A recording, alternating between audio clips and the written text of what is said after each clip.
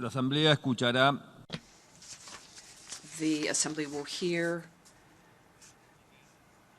an address by the Prime Minister of the Islamic Republic of Pakistan, His Excellency Imran Khan. May I request protocol to escort His Excellency? I have great pleasure in welcoming His Excellency Prime Minister of the Islamic Republic of Pakistan, and I invite him to address the General Assembly.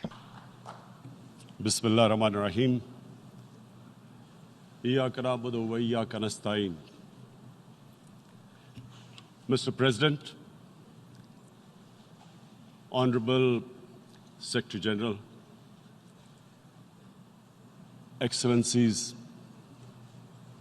ladies and gentlemen, I feel honored today to represent my country at this forum of world leaders, where we have a chance to discuss problems that the world is facing. I want to talk about a lot of problems, but just 4 today. And I especially came to this forum despite a difficult time in my country, facing challenges. I would not have come, but because I feel that there are some very urgent problems which the world must address. So first of all, I start with climate change. So many leaders have talked about climate change. But Mr. President, I feel that there is a lack of seriousness. Perhaps world leaders some of the leaders who can do a lot, do not realize the urgency of the situation.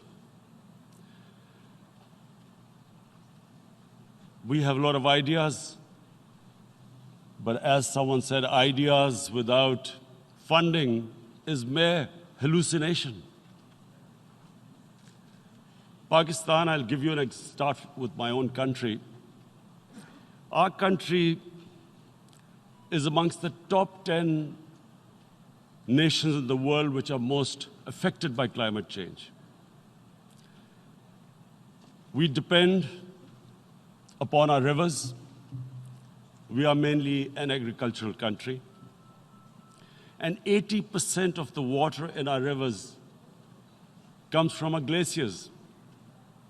The glaciers, not just on the Pakistani side, even India. The 80% of the water in Ganges and the Indian rivers also comes from the glaciers, from the Himalayan glaciers, Karakoram, Hindu Kush. And these glaciers are melting at quite a rapid pace. We detected already 5,000 glacial lakes in our mountains. And if this keeps going, if nothing is done, we are scared that humans are facing a huge catastrophe. In my country, when my party came to power in the province of KP, we planted 1 billion trees in 5 years. Now we've set ourselves a target of 10 billion trees in Pakistan. Idea being to counter the effects of global warming. But one country cannot do anything. This has to be a combined effort of the world. My optimism comes from the fact that humans, the Almighty has endowed humans with great powers. We can do anything, provided our survival instinct is stirred up. And this is really what I hope that the United Nations will take a lead in this. There must be more emphasis. Richer countries must be pushed. Countries that are responsible for, mainly are responsible for greenhouse gas emissions. They must be pushed because our country contributes minuscule amount to greenhouse gases. So I feel that the United Nations must take leadership in this. My second issue for me right now is even more critical. Mr. President, every year, billions of dollars leave the poorer countries and go towards rich countries. Billions of dollars siphoned off by the ruling elites of the developing world.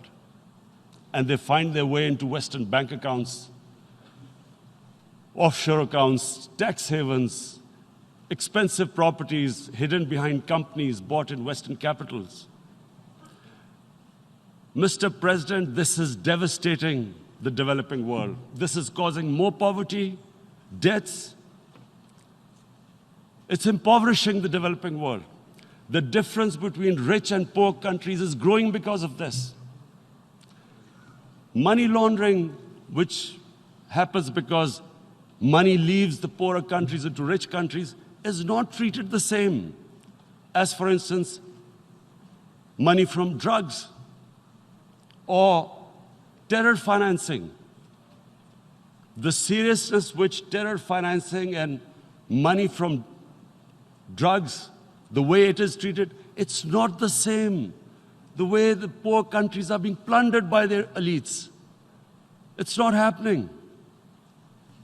In my country, when I took charge of our government a year back, in the 10 years preceding that, our total debt went up 4 times.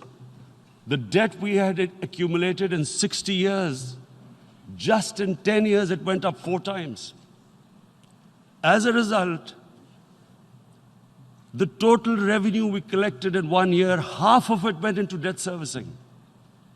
How are we going to spend money on our human beings, 220 million people, when half the money is going into debt servicing? Because our country was plundered by the elites, the ruling elite.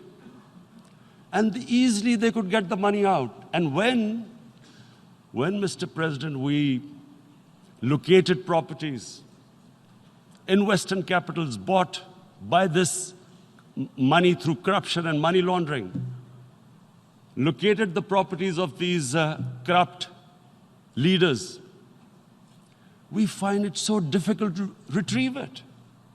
That money, if we retrieved that money, we could spend on our human beings.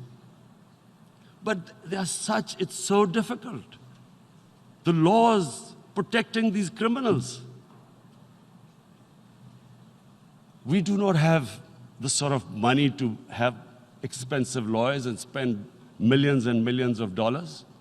We need help from the rich countries. And, Mr. President, it's critical. The rich countries must show political will. They cannot allow this to happen. How can the poor countries spend money on human development, which the United Nations asks, SDG? How are we going to do it when this money can easily leave our countries? So, unless the rich countries intend to build walls to stop economic refugees coming as we see right now, they must take action. They must take action now. It must be a deterrent. Corrupt ruling elites should not be able to take money out easily and park it into foreign bank accounts and into these properties abroad. And I never understand why. Why do we have these tax havens? Why is this allowed? Why shouldn't rich people pay taxes? Why is it legal to have these tax havens where you have these secret accounts? Because, the world is changing. The population of the world is growing. Sooner or later, you're going to have a crisis if the poor get poorer and the rich get richer. there is going to be a crisis sooner or later. So this is my second point. I hope that the United Nations takes a lead in this. It involves the IMF, the World Bank, Asian Development Bank. They must find a way of stopping this plunder of the developing world. My third point is Islamophobia.